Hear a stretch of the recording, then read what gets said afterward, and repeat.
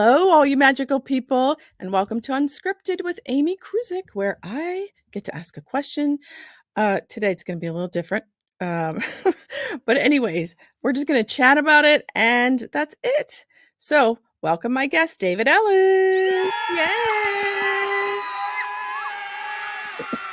Hello, Amy. How are you? Oh, hello, David. How are you? I'm okay. You're okay. No, I'm a little bit busy, but I yeah, know. That's okay. That's okay because guess what? This is like it's a short show, right? yeah, we can do So anything we want. This is we unscripted, can. right? Right. It's unscripted. So I'm thinking, all right, let's do something different today because David was my first guest and now he's back. Mm-hmm. And I always wanted, now this is something you don't, I always wanted to ask this question. Well, I heard this question and I want to know if you know it because you seem to know every question I would give you, you know the answer to. Okay? Oh, go We ahead. played that game before. We're like, let me ask you something, and you freaking know the answer to it. I'm like, Okay, go how ahead. do you know it? Okay. What are safety coffins? It's Halloween season. According to Wikipedia, a safety coffin No, don't. is a coffin fitted with a mechanism to prevent premature burial or allow the occupant to signal that they have been buried alive. A large number of designs for safety coffins were patented during the 18th and 19th centuries, and variations on the idea are still available today. They're still available today. I know. I didn't know that they were still available today, but I heard Just in case you want to bury somebody and, But it's Halloween season, so I thought, why not ask you that question? Because I heard the same thing on my Alexa, and I'm like, I wonder if David's going to know that. yeah, they were History. used in the Middle Ages, actually, when people Okay. went into comas. You see, people slipped into comas, and then people thought that they were dead because they couldn't like find a pulse easily or whatever else, and they just dropped them in a box and dropped them in the ground, right? So 3 days later. What? Wait, is this that resurrection kind of No, it's not a resurrection thing. So no. they used to have a cord that used to go down into the ground and into Yes. the coffin, so that when the person woke up and realized, oh shit, I seem to have been buried, right? They would pull the cord and it would ring a bell on the surface and people would know to dig them up and stuff like that. I'm not quite sure how successful that was I don't because, either. 6 feet down is a lot of dirt to move to Right. allow somebody to, breathe. Yeah. And what is this? Are they my thought was, are these done in graveyards or just anywhere? I guess What do you mean? graveyards? Graveyards? Did they put them in graveyards? Mm-hmm. Or Okay. cemeteries, like they wouldn't be like 6 feet down or whatever. Yeah. And that's where they coined Saved by the Bell. Correct. Yeah. Saved by the bell, literally. Saved by the Bell, guys. Yeah. That's what that means. I found that fascinating. I don't know why. You want to know what would be really funny? What? If as a Halloween prank, you got the whole, you went to a funeral home or whatever else, and you fell asleep in the coffin, and people mistook. No. Okay, that's dark. It's Okay. Halloween, so we Okay. get to tell these things. Okay? Well, And somebody mistook you for being a body. I said, well, oh my God. She just fell asleep. just fell asleep. She just fell asleep. And yeah, that would Okay, that was our dark humor for the day, that everybody. was, So, like, yes. I'm just gonna play this. Oh, I like that. There he goes, out the door. Yeah. Honestly, that's very dark humor, but these things actually have happened. Mhm. So there are certain rituals in, how should I put it, in Earth religions, Mhm. which do burial and rebirthing, the resurrection. Yeah. So you Mhm. get buried or you get locked into your head for a period of time for you to be rebirthed into a life that is magical. Let's put it that way. So, Yeah. in order for you to get into the new life, you have to die into your old life. So, what that would look like is, let's say I was initiating you, Mhm. Okay. I would put you in a stone sarcophagus or bury you Huh? literally in the dirt. It is the Christians have the same thing. They just do it in water, right? Yeah. Okay, and you call it baptized into the new life. Yeah.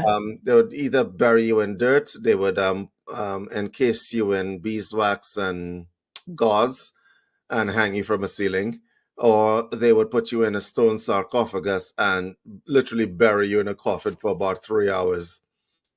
Okay? Okay, they had no bell then, did they? No, there is no bell attached to that. There was no bell. You got to be alone with yourself in the womb feeling for a little Right. bit I to think I'd come be out. ringing it. I'd be ringing it a lot. You don't get to ring Like, it. get me out of here. You wouldn't survive an initiation, would you? You really wouldn't, would you? Oh I my don't know God. if I would.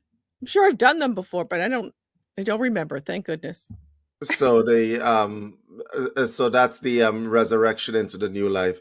I do know people who have freaked out, but you Yeah. only freak out in the first 15 minutes and then you accept. Yeah. That's so true. That's so true. And then you accept. So that's the resurrection rituals that a lot of people practice. Some of them are intent on locking you within yourself. So beeswax or other kinds of wax is put on the body and you're wrapped in gauze. And it locks you within yourself. I like the beeswax and gauze part. But how can people do this today without doing that whole ritual thing? How can people accept? So you want resurrection ritual light? Resurrection ritual light would be baptism. You just go in the water. I always okay. So the proper baptism ritual is that you're supposed to be completely submerged in the water. So you go to the priest. You're in the ocean or wherever you are, and the priest is supposed to submerge you completely. Yeah, they're not supposed to sprinkle water all over you. Yeah, I think just over the forehead, Yeah. Theoretically. So that's the baptism ritual. You might survive that one though, Amy. I'll survive that one. Yeah. But people freak out even in that. There's something about dying in the old life and being born into the new that scares the living bejesus, literally and figuratively, out of people. Yeah. I could see that. I could see that. Have you been baptized, Amy? Yes, I have. I have my certificate. I have my certificate. This is Catholicism, am I correct? Yes. I could imagine you at the pearly gates. I have my certificate. I know. I have my baptism, my confirmation, and my marriage certificate. Here you go. I know. And they tell you, well, this serial number was not stamped correctly, so go back. Yeah, you got to go back. Right, you got to go back and be baptized before you can come up here. The bureaucracy of being saved, right? Right. You got your this certificate, you got your confirmation certificate, your christening certificate, marriage certificate. You got your death certificate, all your the baptismal sacraments certificate, and you're showing all the paperwork when you get into heaven. Whose idea was this? Oh, Whose idea? The Romans. It's tacit consent. Right, the Romans' idea. I do not accept it anymore. No. Look at how this conversation just veered to the left. It just went, yes, that's okay. Because I have another question for you. Sure. Because this might be, I have two questions and I don't know which one to ask. One's kind of, okay.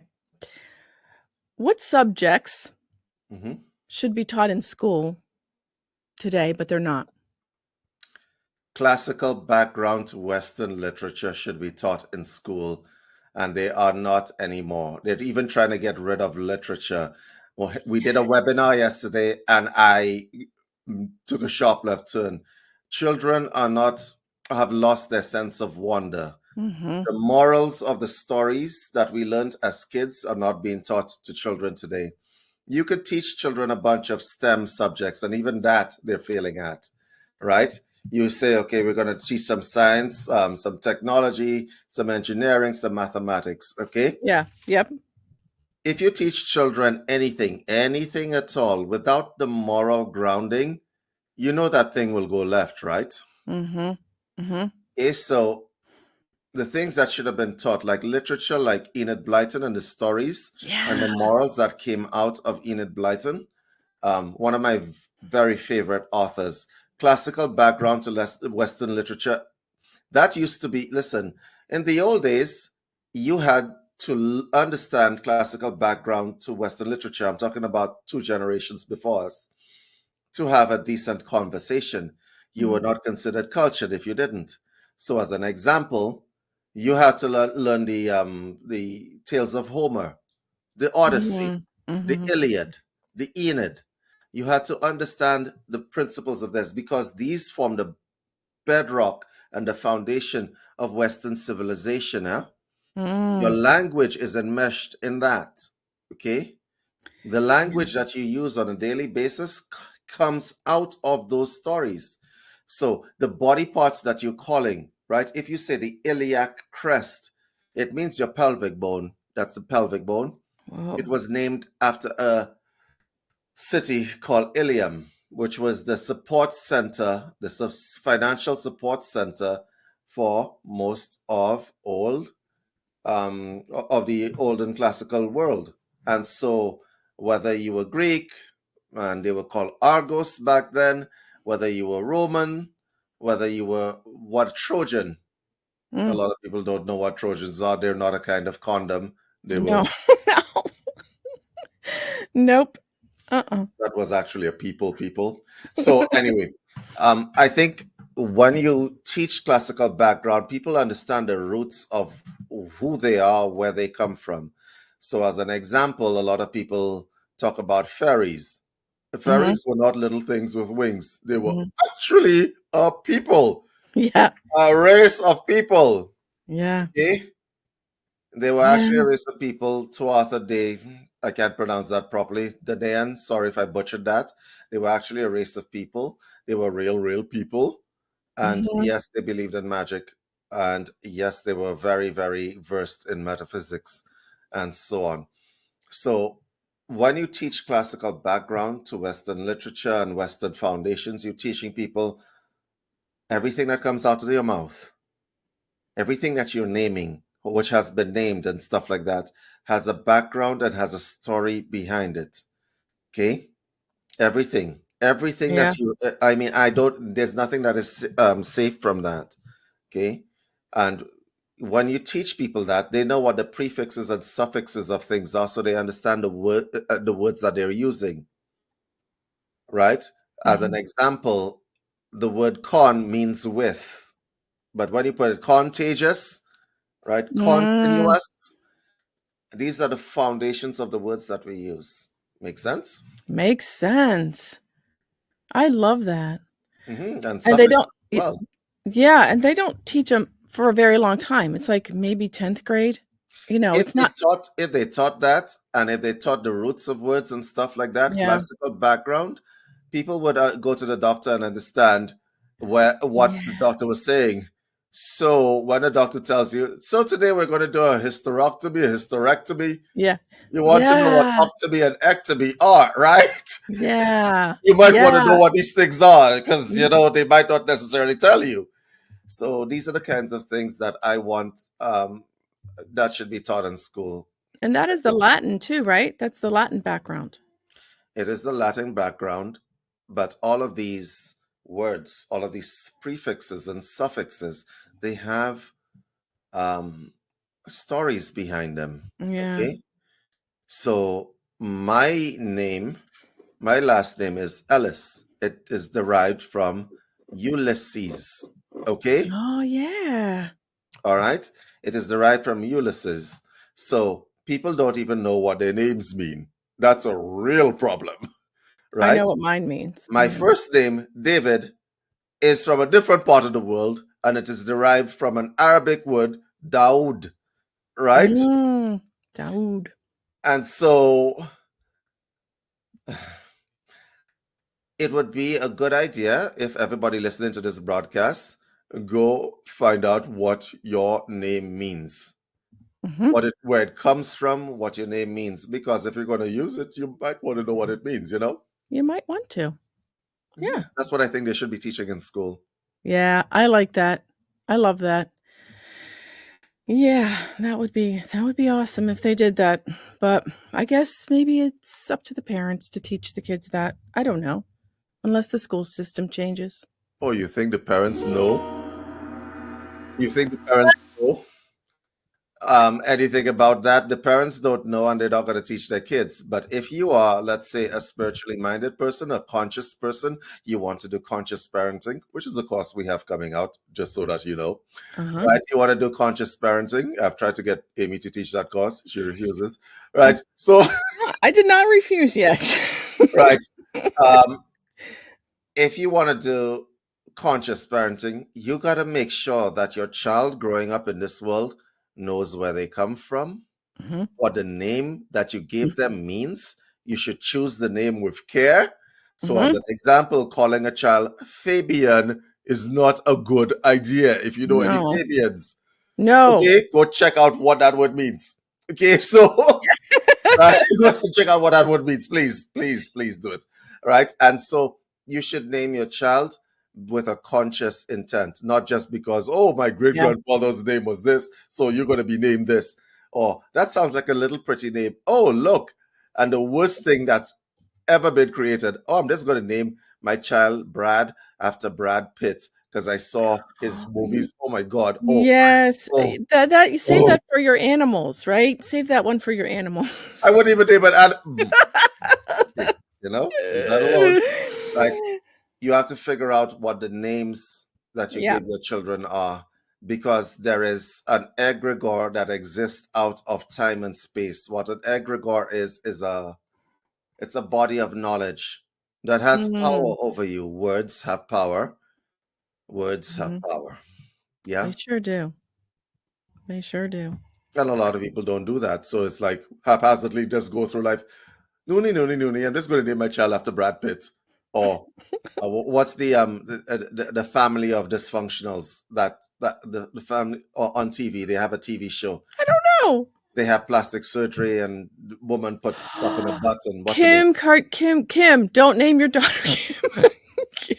Oh God, it Kim. hurts so bad. Yeah. It hurts so bad. What I No. like, wow. Right? I know. Like people name their children after that energy that they see on television and the intent that they bring to their children when they name their children that way affects that kid. I'm sure of it. Oh, it sure does. Yeah. Right? So your child, I don't know. I don't know what to say. But I'm just thinking that's what people do, man. that's what people do, and that's okay, if that's what they want to do, right? I don't know. Right. And Can I ask you one quick one? This will sure, you can ask me. be quick because I was between two questions and I didn't know which one to ask. But It's unscripted. Anything can happen, Amy. yeah.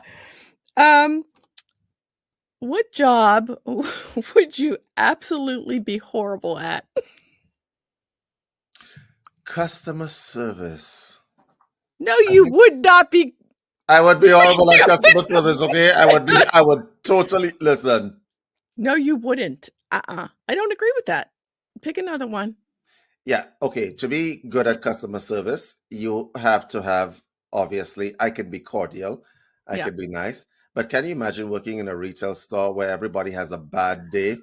What if you were the barista at a Starbucks or a barista in a bar, right? And Yeah. people are coming in with their stuff on board and they're all dumping it on you. Like, I said a grande. Don't let me have to drag you over this counter. Like, oh, you would just throw in the towel and take your apron off and go, right? but No. because like people would come in, like a lot of people think that they could do retail and they could do customer service. Yeah, it's not that easy. Yeah. Yeah, no, I agree. I've never done that kind of job. I could tell you what job I would be good at. What would that be? Coding? I suppose I would be good at I don't want to pick an occupation that I haven't done. So I think I'm going to pick Right. something. What's left? What's left? I'm going to pick an occupation that I haven't done. I don't know. What would I be good at? I haven't done. I always wondered what does those people in the that do laser tech. I've done part of that. The people who remove hair with the lasers. Yeah, laser hair removal. Remove hair with the lasers and do all those beauty things. Yes. The medical estheticians. I always wondered what they're going through, because I'm like, you could just simply tell these people you're good enough as you are. But then that would totally tank your profits, right? No, that would totally be right.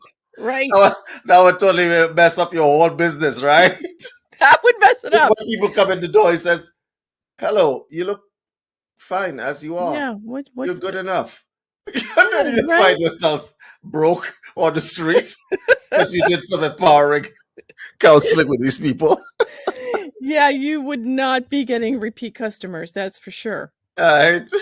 Yeah, so I'd probably suck at that as well. Yeah. I think I would suck at being a hairdresser, cutting hair. Why? Because I would probably, if I messed up, I would be like, oh God, I would not be good at that. I don't know what it is. I don't know why. I just feel like I couldn't. It would keep you up at night? Yeah. Be like, oh boy. I could do hair color. I would love to do that. But cutting hair? Maybe trimming I could do. Yeah. So that was fun. Yes, it was. Thank you. Thank you so much for being my guest. No, thank you for the laughs for today. Oh my God.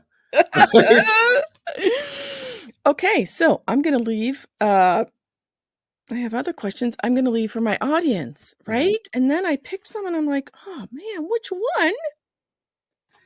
Okay, how about this? What is your favorite nickname for yourself?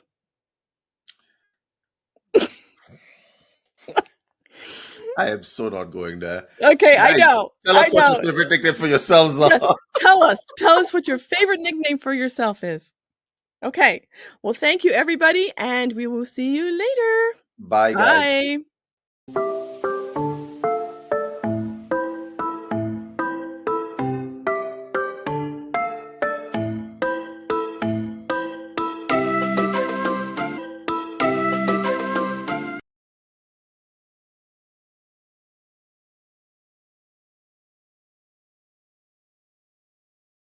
Because by speaking to all of the different potential clients, you are learning every single time. Through every text, through every communication, through every call, you're learning a phenomenal amount. You learn who is. And as you do so, just get snapshots of your life like that. Relaxed previews from the future. What you can do. Tell me your greatest ambition you have for your life.